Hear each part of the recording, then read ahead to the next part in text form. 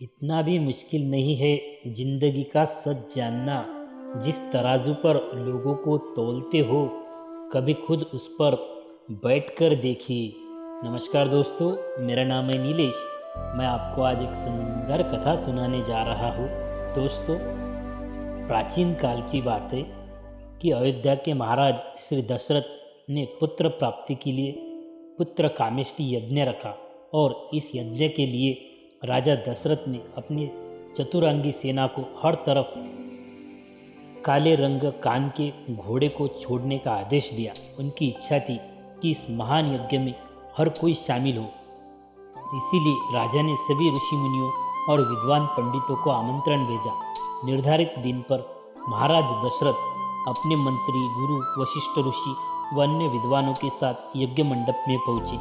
इसके बाद विधिवत रूप से यज्ञ की शुरुआत हुई। मंत्र उच्चारण और पाठ जैसे सभी विधि विधान के साथ कुछ ही घंटों में पूरा हुआ और राज्य से यह यज्ञ पूरा हुआ।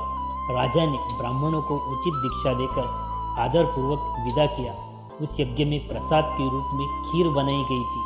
उस प्रसाद में पुत्र प्राप्ति का आशीर्वाद था, जिसे खाने के बाद तीनों रानियां गर्भवती हो गई। कुछ समय बाद चैत्र माह के शुद्ध शुक्ल पक्ष की नवमी के दिन राजा दशरथ को पहली पत्नी यानी माता कौशल्या ने एक बच्चे को जन्म दिया।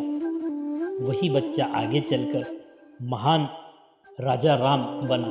इसी तरह राजा की दूसरी पत्नी कैकेयी ने एक पुत्र और तीसरी रानी सुमित्रा देवी ने 2 पुत्रों को शुभ नक्षत्रों में जन्म दिया। समय आने पर सबकी मौजूदगी में ऋषि वशिष्ठ ने इनके नाम राम, भरत, लक्ष्मण और शत्रुघ्न रख दिए।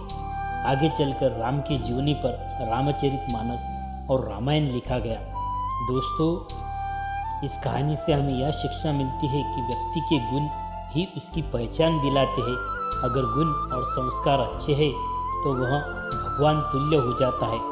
Thank you. हमारी यह कथा आपको अच्छी लगे तो हमारे चैनल को लाइक कीजिए, शेयर कीजिए और बेल आइकन दबाकर सब्सक्राइब कीजिए, ताकि हमारी जो भी आने वाली वीडियोज़ है वो आपको तक सरलता से पहुंच जाए। तब तक के लिए शुक्रिया। आबाद रहिए, सुरक्षित रहिए।